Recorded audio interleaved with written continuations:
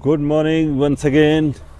So today I'm here in Dune Valley and we are clicking some good pictures, and let me tell briefly about this place. The temperature is around 14 degrees Celsius here.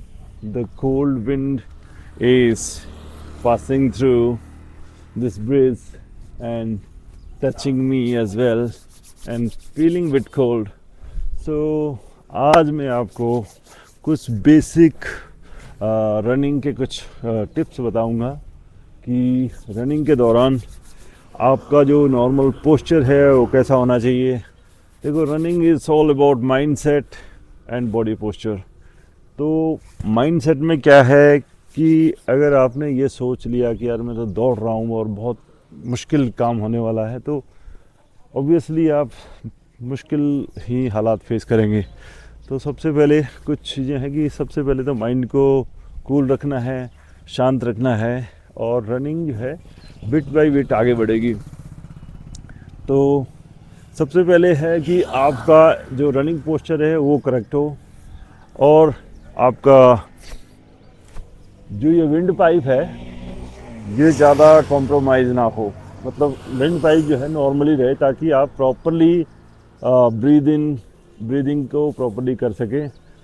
So to facilitate proper breathing, your windpipe और आपकी जो नेक है वो ज़्यादा shrink नहीं होनी चाहिए running के दौरान, कि कोई ऐसे श्रिंक करके रनिंग करता रहे।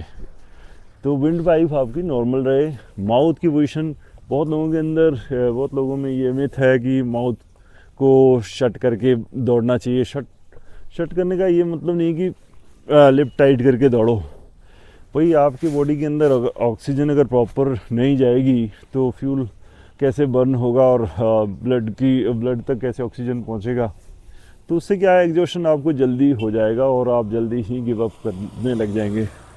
तो इसलिए आपका नेक की पोजीशन लगभग स्ट्रेट होनी चाहिए, और जो सेंटर ऑफ ग्रेविटी है, मतलब जो आपका दौड़ते टाइम आपका जो एंगल बनना चाहिए वो स्ट्रेट नहीं होना चाहिए, 90 डिग्री नहीं चाहिए, वो स्लाइटली फॉरवर्ड होना चाहिए।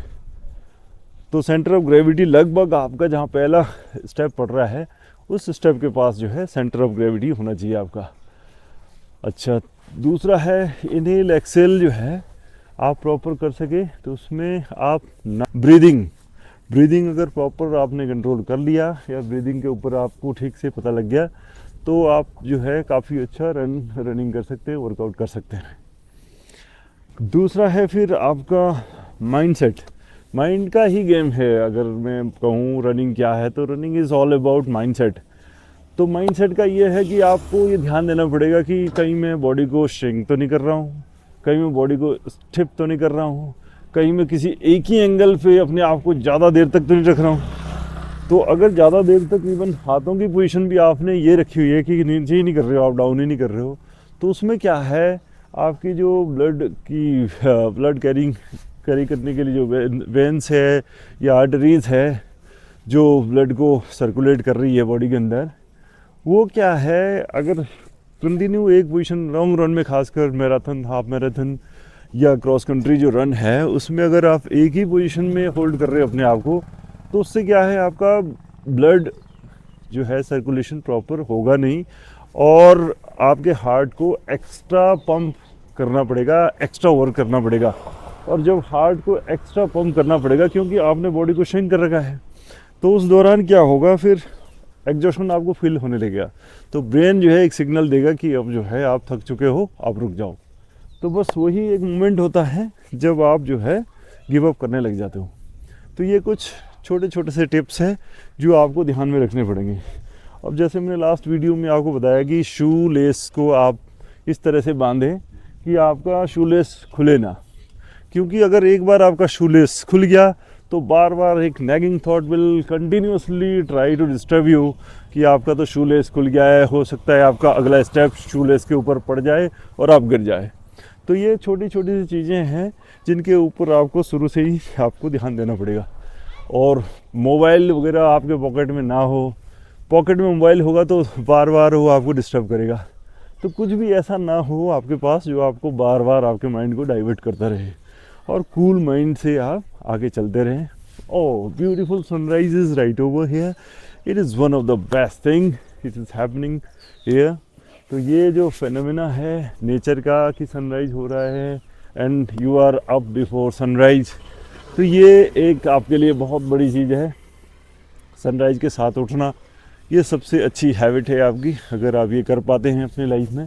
क्योंकि सुबह बॉडी के अंदर हमारे, आप में पढ़ाई होगा, मुझसे बेहतर पढ़ते हैं आप, कि कैल्सीफेरल जो विटामिन है, vitamin D, that is manufacture और क्या बोलते हैं, बॉडी खुद ही सिंथेसाइज करती है सन रेज के प्रेजेंस में या सनलाइट के प्रेजेंस में। बॉडी खुद जो है एक विटामिन को डेवलप करता है, दैट इज़ विटामिन डी।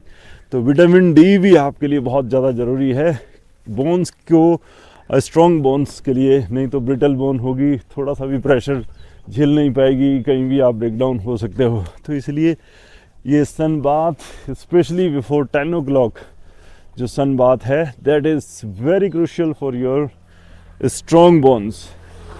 तो थैंक यू, आज के लिए इतना ही काफ़ी। जय हिंद, जय भारत।